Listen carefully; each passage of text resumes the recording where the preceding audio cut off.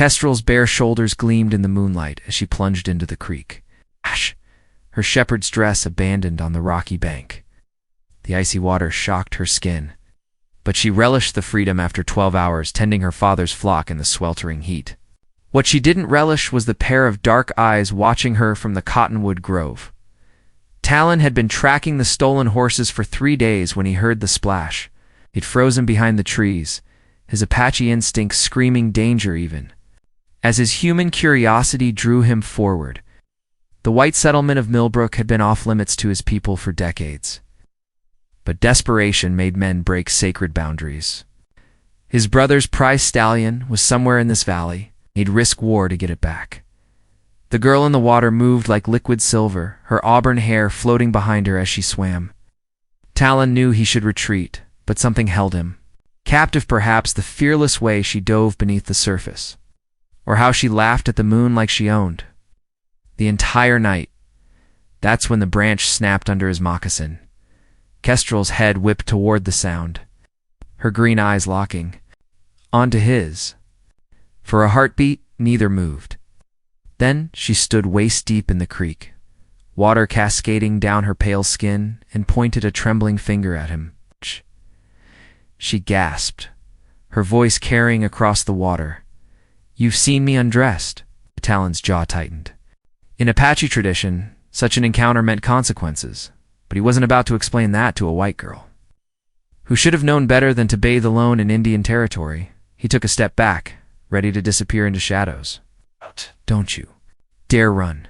Kestrel waded toward shore, her chin lifted in defiance despite her nakedness. "In my father's church, when a man sees a woman in such a state, honor demands action."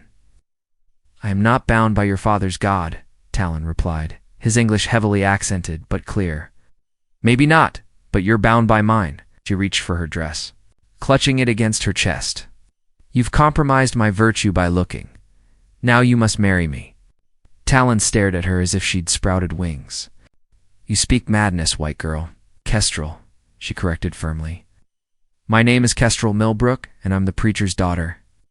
And you, Apache man, have just created a scandal that will either end in marriage or bloodshed."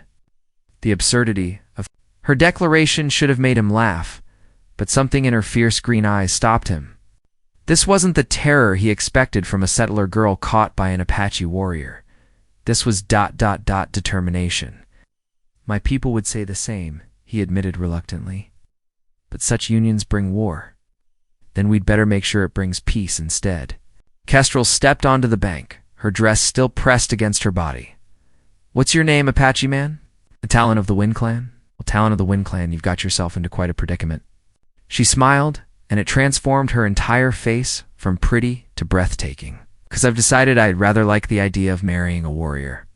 Thunder rumbled in the distance, and Talon realized the storm approaching had nothing to do with whether this impossible girl was about to turn both their worlds upside down. Dawn broke gray and ominous over Millbrook, but not as ominous as Reverend Cornelius Millbrook's face when his daughter announced her intentions over breakfast. The pewter spoon clattered from his weathered hand onto the wooden table. "You want to what?" His voice barely contained the explosion brewing beneath. "Marry the Apache warrior who saw me bathing," Kestrel repeated calmly, spreading honey on her cornbread as if discussing the weather. "Honor demands it, father. You taught me that virtue once compromised requires immediate remedy." Her younger brother Flint nearly choked on his milk. "Kess, have you lost your mind? Father will lock you in the root cellar before he lets you marry. A savage." Kestrel's eyes flashed dangerously. "Don't call him that. I'll call him whatever I please when he's threatening my sister's virtue." Flint slammed his cup down, milk sloshing across the rough-hewn table. Meanwhile, 3 miles away in the hidden canyon where Talon had made camp, he faced his own family crisis. His younger sister Dove paced before the small fire, her beaded skirt swishing with agitation. "A white girl wants to marry you." She threw her hands skyward. "Brother, the spirits have addled your brain, or perhaps she's cast some settler spell." Talon sharpened his knife with methodical strokes, the steel singing against the whetstone. "She claims her honor is compromised. In her way, she speaks truth." "Truth?" His cousin Hawk emerged from the brush, 3 rabbits hanging from his belt. The truth is that white settlers steal our land, poison our streams, and shoot our children for sport. Now one of their daughters wants to trap you with marriage talk? This is different, Talon insisted, though he couldn't explain why. Memory of Kestrel's fierce determination haunted him. Most white women would have screamed and fainted. She'd stood naked in moonlight and demanded marriage like a warrior claiming victory. Dove stopped pacing. Different how? Because she's beautiful? Because she looked at you without fear? Her voice softened.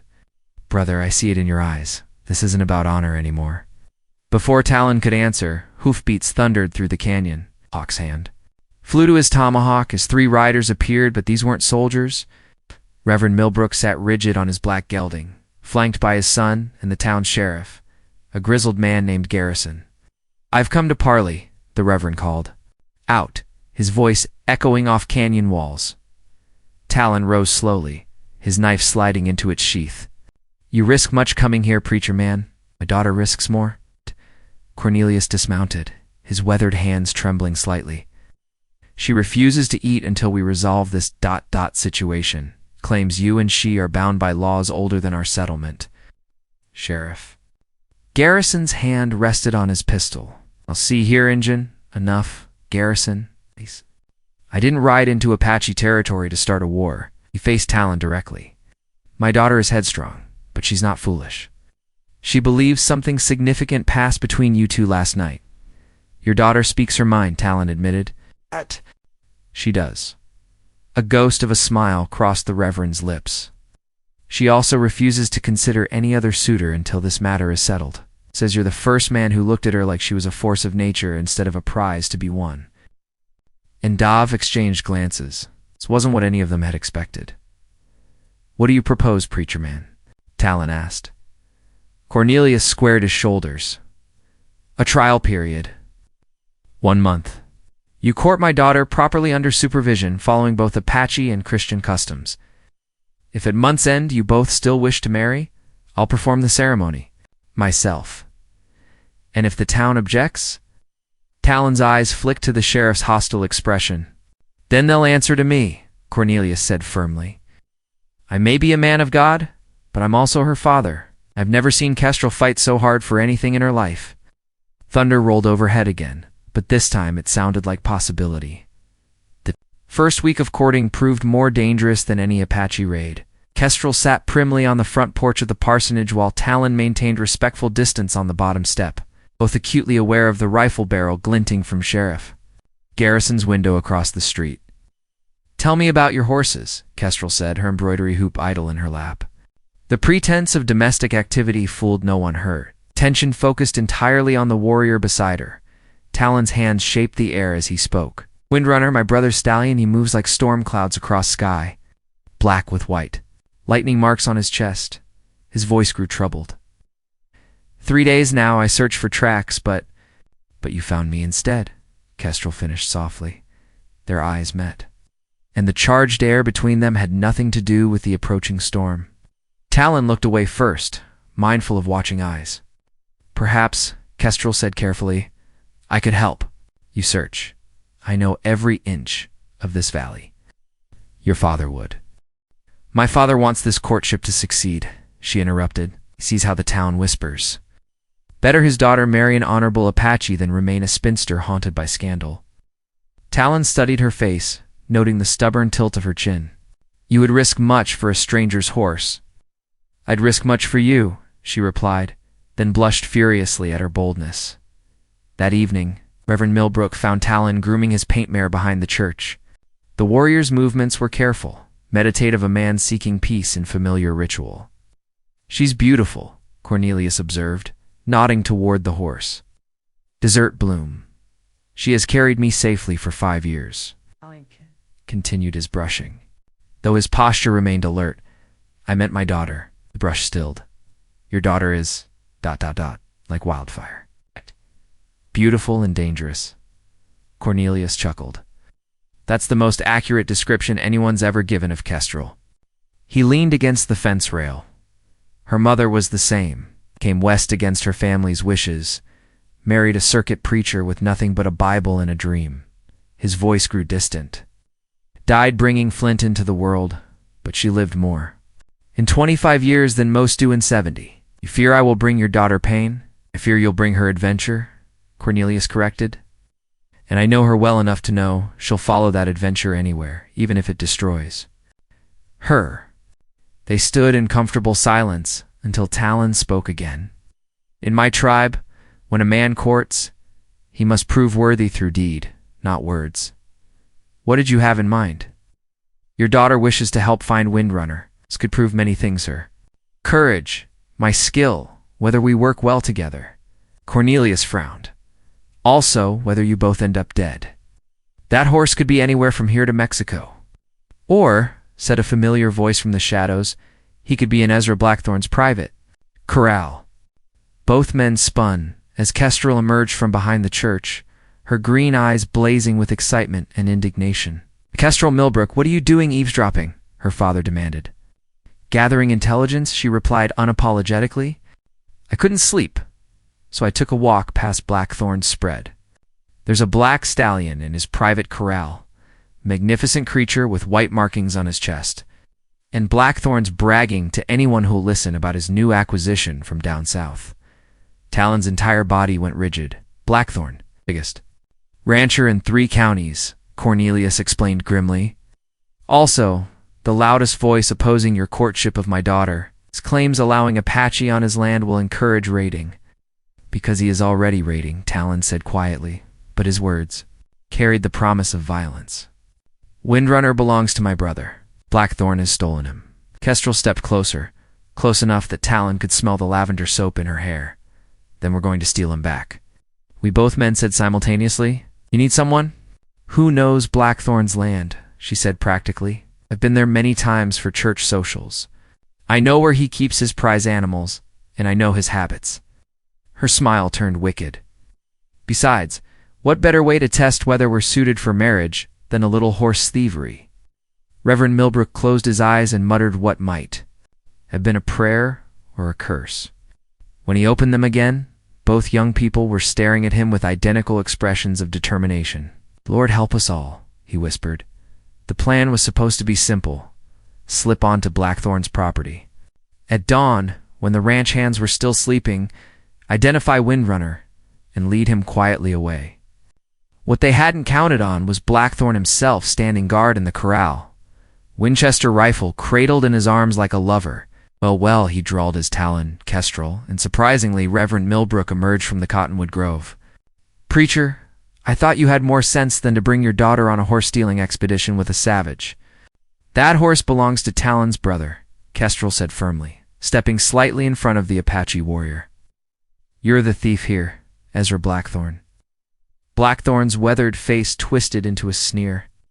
Little girl, this stallion wandered onto my land 3 days ago, near dead from thirst. I saved his life that makes him mine by right of salvage. Liar, Talon said quietly, but his hand had moved imperceptibly closer to his knife. Windrunner bears my brother's mark. You know? Apache sign. I know Apache lies. Blackthorn raised the rifle. I know trespassers when I see them. You're on my land illegally. Actually, said a new voice from behind the corral fence, you're all on Apache land illegally.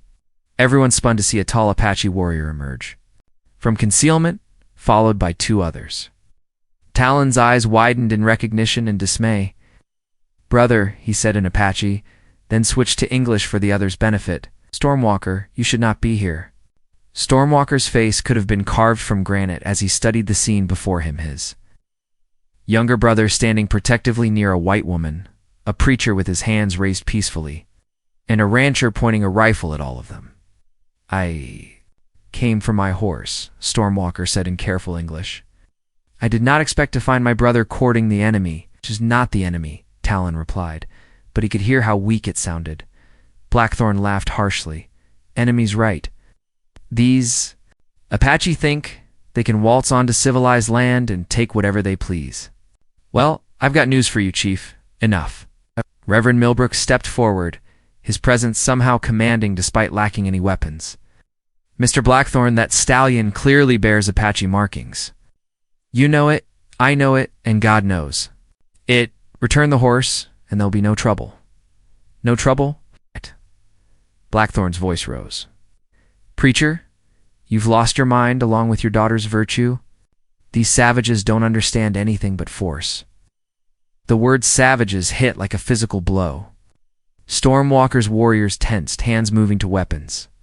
Talon's jaw clenched, torn between defending his people and protecting Kestrel, but it was Kestrel herself who broke the standoff in the most unexpected way possible.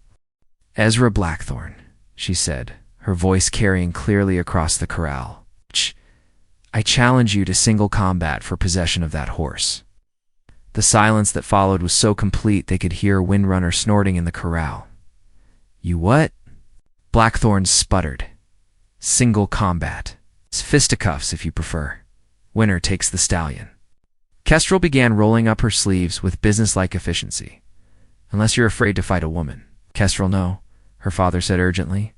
This is madness, Stormwalker agreed in Apache, but Talon looked at the determined set of her shoulders, the fire in her green eyes, and felt something shift in his chest. This impossible white girl was willing to fight for his family's honor when she could have simply walked away from all of it. She has made challenge, he announced in English. Apache law says Blackthorn must answer or be called coward.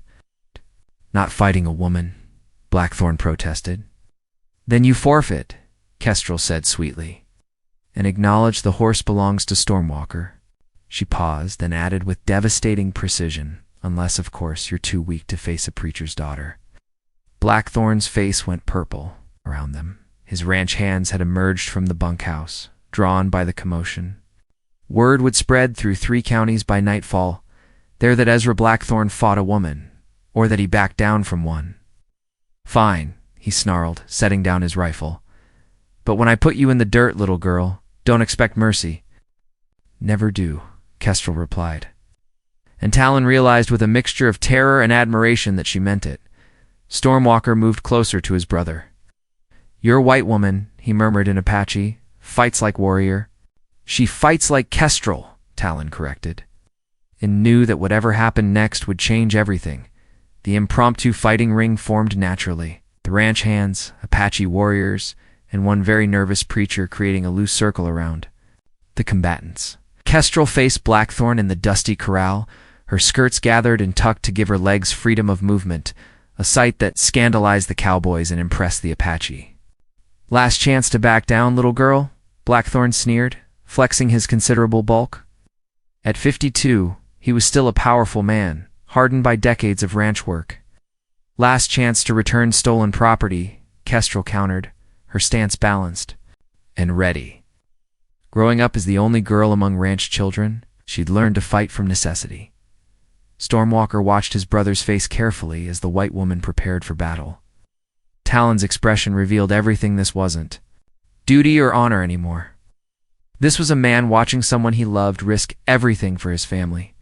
When woman wins, Stormwalker said quietly in Apache, you will owe great debt. If she loses, Talon replied without looking away from Kestrel, we all lose. Blackthorn charged first, confident his size advantage would end things quickly. But Kestrel had anticipated exactly that strategy. She sidestepped at the last moment, letting his momentum carry him past, while she grabbed his arm and used his own weight to send him stumbling. The crowd murmured, appreciatively. Even the ranch hands had to admire the technique. Apache teach. You that? Blackthorn panted, wheeling around. He was tired of losing fights because I couldn't defend myself. This time she came at him, feinting high, then diving low to sweep his legs. Blackthorn went down hard, dust billowing around him, but caught her ankle as he fell. Kestrel hit the ground rolling, came up spitting dirt and angrier than before. She's fast, one of Stormwalker's warriors observed approvingly. Fast doesn't matter if she can't hurt him, another replied. But Kestrel wasn't trying to hurt Blackthorn. She was trying to exhaust him.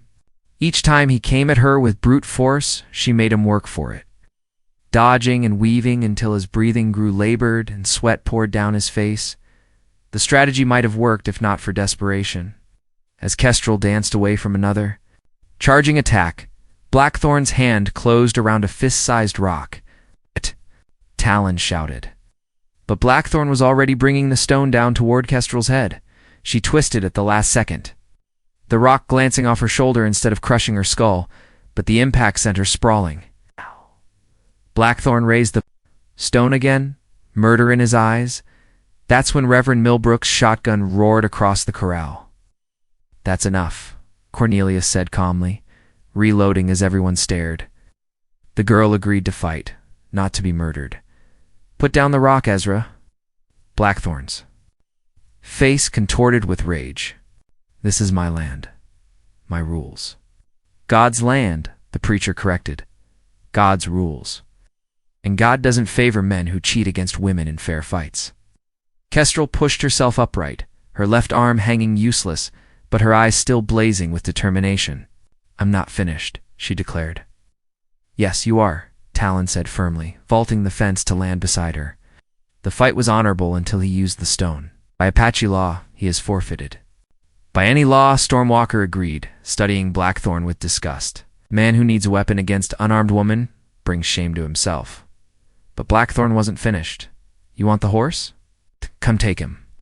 He grabbed his rifle, swinging it toward the Apache warriors. The sound of a dozen hammers cocking filled the air, but not all the guns pointed at Apache. To everyone's amazement, half of Blackthorn's own ranch hands had their weapons trained on their boss. "Ezra," said his foreman, an older cowboy named Curtis, "you're out of line. The girl fought fair and square. You didn't. That horse has Apache. Markings plain as day," another hand added. "We ain't thieves here." Blackthorn looked around the corral, seeing his authority crumbling. "You're all fired," he snarled. "Fine by me," Curtis replied. "Been thinking of moving on anyway." He looked at Stormwalker. "Your horse is in the far stall, Chief. Beautiful animal. Deserves better than this treatment." As Stormwalker moved to collect Windrunner, Talon knelt beside Kestrel, his hands gentle as he examined her injured shoulder. "Dislocated," he diagnosed. "I can fix it, but it will hurt." "Do it," she said through gritted teeth. With one quick, precise motion, he popped the joint back into place. Kestrel's sharp cry of pain was followed immediately by a sigh of relief as mobility returned. "Better," she breathed, then looked up at him with eyes that held no regret. "Was it worth it? Getting your brother's horse back?" Talon helped her too, her feet acutely aware that both families were watching. "You risked everything for my brother's honor. In Apache tradition, such deed creates sacred bond between families. And in Christian tradition," Reverend Millbrook added dryly, "it proves my daughter is completely insane. But also that she's chosen her husband well." Stormwalker approached, leading the magnificent black stallion. Windrunner's coat gleamed. Like midnight, the white lightning marks on his chest clearly visible now. But the Apache chief's attention was on his brother and the white woman. "Talon of WindClan," he said formally, "your woman fights with courage of warrior. If you take her as wife, our people will honor her." Kestrel looked between the two brothers, understanding the significance even if she didn't speak the language. Da-da-da-da-da-da-da-da-da-da. "And if I refuse?" Talon asked quietly. Stormwalker's smile was slight but real. "Then you are fool, brother. And Apache do not suffer fools to remain unmarried long." 3 weeks later, Kestrel stood in her father's church, staring at her reflection in the cracked mirror that had belonged to her mother. The wedding dress was simple white cotton, hand-sewn by the Apache women who had arrived 2 days earlier to honor their new sister. Dove had woven tiny bells into Kestrel's auburn hair, and Stormwalker's wife, Morning Star, had presented her with a necklace of turquoise and silver that had been in their family for generations. "You don't have to do this," Flint said from the doorway, his voice tight with emotion. At 17, he was trying to be the protective brother, but his eyes showed how much he'd miss her. "Yes, I do," Kestrel replied, turning from the mirror. "Not because of honor or scandal, but because I love him. He's Apache, Kes. You'll be living between two worlds that don't much like each other." She smiled, remembering Talon's patient explanations of Apache customs. His delight when she'd attempted to cook traditional foods and his diplomatic silence when they were inedible. The way he listened to her dreams of establishing a school that would teach both white and Apache children. "We'll build a bridge between those worlds," she said simply. Outside, the church bells began to ring, not the usual Sunday chimes, but a joyful wedding peal that could be heard throughout Millbrook. Half the town had come to witness this unlikely union, some out of curiosity, some out of respect for the preacher's family, a surprising number out of genuine goodwill. Sheriff Garrison had even put away his perpetual scowl for the occasion, though he kept his gun prominently displayed just in case any of Blackthorn's remaining supporters decided to cause trouble. Talon waited at the altar in a remarkable costume that blended both cultures, traditional Apache leather leggings and moccasins, paired with a white shirt his sister had embroidered with both Christian crosses and Apache symbols. His long black hair was bound with leather cord and eagle feathers, a gift from Stormwalker, acknowledging his brother's courage in choosing an unconventional path. Reverend Millbrook stood ready to perform the ceremony, his Bible open to the passage about Ruth following Naomi to a foreign land. "Where you go, I will go," he'd told Kestrel during their final conversation. "Where you lodge, I will lodge. Your people shall be my people, and your God my God." As Kestrel walked down the aisle, she saw faces that told the story of their courtship. Curtis and several other former Blackthorn hands who had found work with more honorable ranchers. Morning Star and the Apache women who had taught her to weave and hunt and find her place in their community. Stormwalker himself, proud and dignified in his ceremonial dress. But it was Talon's face that held her attention. His dark eyes never left hers as she approached, and she saw in them the same wonder she felt, that two people from such different worlds could find their way to each other. "Dearly beloved Reverend Millbrook," began, his voice carrying clearly through the packed church, "we are gathered here today to witness a marriage that proves love knows no boundaries of race or culture. ... The ceremony itself was a unique blend. Kestrel and Talon had crafted together. Christian vows spoken in English were followed by Apache promises made in their own tongue. Rings blessed by both traditions were exchanged. When Cornelius pronounced them husband and wife, Stormwalker stepped forward with a ceremonial blanket, wrapping it around both their shoulders, a symbol that they were now one family, sheltered together against all storms.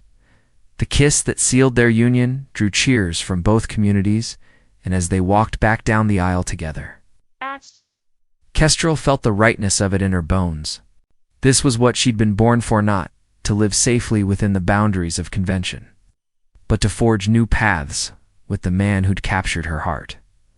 Outside the church, the celebration continued with a feast that combined the best of both cultures. Apache deer stew and acorn bread shared tables with fried chicken and cornbread. Children who had been taught to fear each other played together in the churchyard, their laughter a promise of the future Kestrel and Talon hoped to build. As evening fell and the festivities wound down, Stormwalker approached the newlyweds with a final gift, a magnificent pinto mare, sister to Talon's Desert Bloom. "For my new sister," he said formally, then smiled. "She will need good horse to keep up with Apache husband." Kestrel accepted the reins with tears in her eyes. "What's her name?" "That is for you to decide. She is yours now, as you are ours." Later that night, as they rode toward the canyon that would be their home, Kestrel asked Talon if he had any regrets. "Only one," he replied, arm tightening around her waist, as they shared Desert Bloom for this final journey as unmarried people. "What's that?" His laughter was warm against her ear. "I regret not seeing you in that creek sooner." 5 years later, Kestrel Morning Sky, as she was known in Apache tradition, sat cross-legged before their adobe home, teaching a mixed group of Apache and white children the letters of the alphabet. Her auburn hair was now woven with silver threads, and her hands bore the calluses of a woman who could shoot, ride, weave, and deliver babies with equal skill. "A is for arrow," she said, holding up the wooden letter she'd carved, "and for apple. 2 different peoples, 1 letter to write both words." 8-year-old Running Fox, Stormwalker's son, raised his hand. "Teacher Kestrel, why do white people need so many letters? Apache pictures tell whole stories." Before she could answer, 6-year-old Mary Curtis, daughter of Blackthorn's former foreman, piped up, "Because we're not smart enough to make pictures tell stories like Apache do." The innocent honesty of children never ceased to amaze Kestrel. These young ones, growing up together in the school she and Talon had built, saw differences as interesting rather than threatening. "Both ways are good," she said diplomatically. Apache pictures in white letters. "Just like how we have two kinds of bread at our feast days, cornbread and fry bread, different but both feed us." A familiar whistle echoed across the valley. Talons signaled that he was returning from his latest assignment as official liaison between the Apache tribes and the territorial government. It was dangerous work, requiring him to walk the knife's edge between two cultures that still viewed each other with suspicion. But he'd found his calling in preventing the small conflicts that could flare into warfare. "Class dismissed, Kestrel," announced, smiling as the children scattered like startled quail. Racing to see who could spot Talon first on the ridge, she stood, brushing dust from her doeskin skirts, and placed a hand on her rounded belly. At 6 months pregnant with their second child, she moved more slowly these days, but her energy remained boundless. 3-year-old Storm, named for his uncle, but possessed of his mother's fiery temperament, came toddling out of the house where he'd been napping. "Papa?" he asked hopefully in Apache, then switched to English. "Papa home?" "Soon," Kestrel promised, lifting him despite her growing bulk. Storm was already showing signs of inheriting the best of both parents, his father's keen intelligence and quiet strength, his mother's determination and fierce independence. Talon appeared on the ridge as the sun touched the western mountains, and even at this distance, Kestrel could read the exhaustion in his posture. These trips to the territorial capital grew more draining each time as tensions increased between settlers and tribes throughout the region. By the time he rode into their small valley, she had stew warming and coffee brewing. The domestic routine that had once seemed impossibly an Apache warrior and a preacher's daughter playing house now felt as natural as breathing. "Rough trip?" she asked as he dismounted, accepting his kiss gratefully. "The governor wants to move the northern bands onto a reservation in Oklahoma," Talon said without preamble. "Says it's for their own protection, but we both know what it really means." Kestrel felt ice form in her stomach. Forced relocation was every Apache's nightmare. She'd learned enough tribal history to know it usually meant death for the old and weak. Cultural destruction for the survivors. Stormwalker refuses to go, says his people will die fighting. Before they'll die in exile. Talon's face was grim. Governors threatening to send cavalry if they don't comply by spring. That night, after Storm was asleep and the dinner dishes were clean, they sat on their porch and faced the reality that their carefully built bridge between worlds might not survive the storm approaching. "We could leave," Talon said quietly. "Take the children and head south to Mexico. Start over where no one knows us." Kestrel considered this. She was Apache now in all but blood, welcomed by the tribe, fluent in their language and customs. But she was also the bridge her father had raised her to be, someone who could translate not just languages but cultures, someone who could help people understand each other instead of fearing what they didn't know. "Or," she said slowly, "we could stay and fight for what we've built here." Talon looked at her in the moonlight, seeing the familiar determination in her green eyes. "The school, you mean?" "The school? Yes, but more than that." Took his hand, placing it on their unborn child.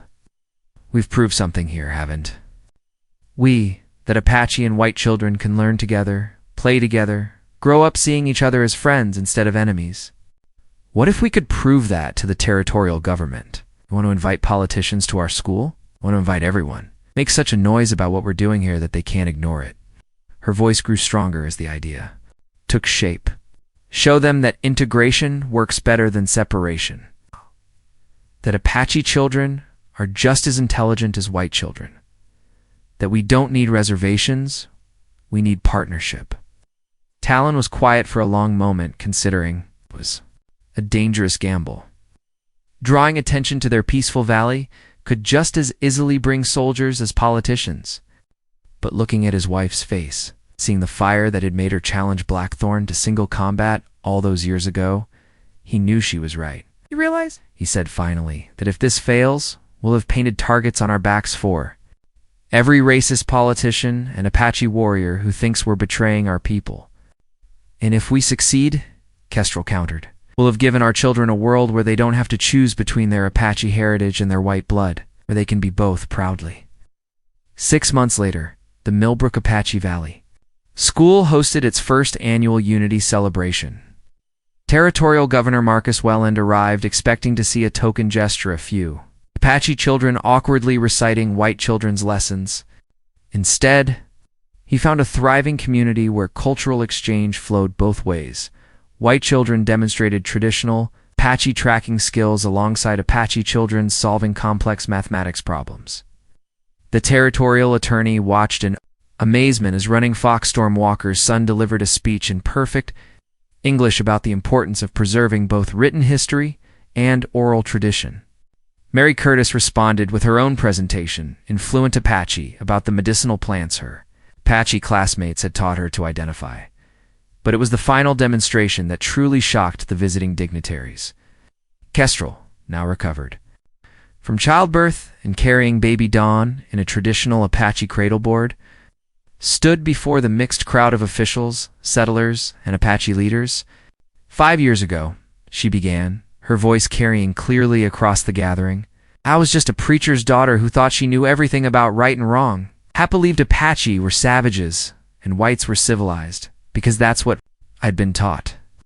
She looked at her husband, standing proud and tall beside Stormwalker. Then I met a man who showed me that honor and courage aren't determined by the color of your skin or the god you worship, but by your actions when no one is watching.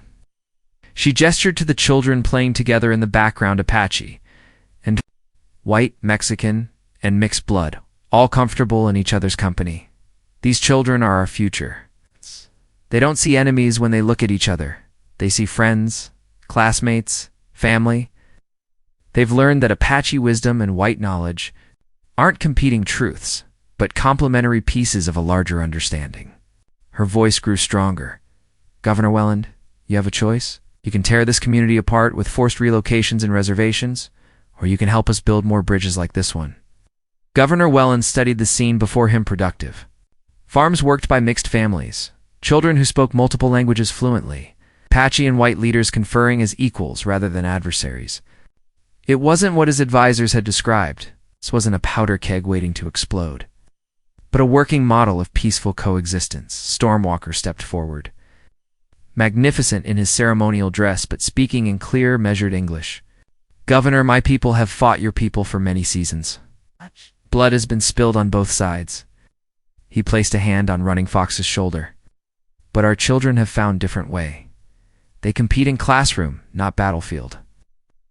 Racehorses, not to steal them, but to see who trained theirs better.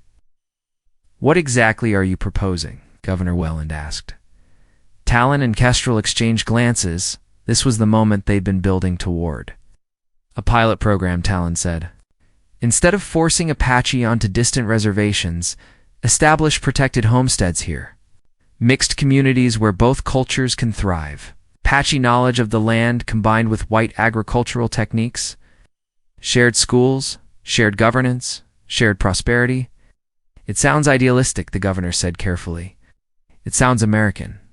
Reverend Millbrook interjected, stepping forward with his usual quiet authority. The years had silvered his hair completely, but his voice remained strong. Wasn't this country founded on the idea that different peoples could come together, build something better than what they'd left behind? Governor Whelan looked around the gathering one more time, met the successful crops, the healthy children, the absence of the tension and fear he'd expected to find, at Apache warriors and white settlers working side by side to set up tables for the evening feast. 6 months, he said finally. I'll give you 6 months to write up a formal proposal. If you can show me this model working on a larger scale, say, 3 communities instead of just one Nile, take it to Washington. That evening, as the celebration continued around bonfires and under stars, Kestrel and Talon walked to their favorite spot by the creek where they'd first met. Baby Dawn slept peacefully in her mother's arms, while 3-year-old Storm chased fireflies with his Apache and white cousins. No regrets? Talon asked, echoing their wedding night conversation. Kestrel looked back toward the lights of their community Apache. Tippis, standing alongside adobe houses. Children's laughter mixing with adult conversation in 3 languages. The sound of guitars and drums creating new music from old traditions. Just one, she said, smiling. What's that? I regret that it took a stubborn Apache warrior and a creek full of cold water to teach me what love really looks like. Talon pulled her closer, careful not to wake the baby. And what does love look like, wife? Like this, Kestrel said simply, gesturing toward their mixed, chaotic, beautiful community. Like building something together that's stronger than what either of us could have made alone. In the distance, Stormwalker's voice rose in traditional Apache song joined moments. Later by Reverend Millbrook's deep bass and a Christian hymn. The melodies shouldn't have worked together, but somehow they did different rhythms. Different words, same hopes for the future. Their children would grow up in a world where such harmony was possible, where an Apache warrior could marry a preacher's daughter and their love could become the foundation for healing between peoples. Where you've seen me undressed? No. You must marry me? Could transform from scandalous accusation into the beginning of a love story that changed a cultures forever. As shooting stars began to streak across the desert sky, Kestrel morning sky, held her sleeping daughter close and knew that some bridges once built with love and courage could withstand any storm.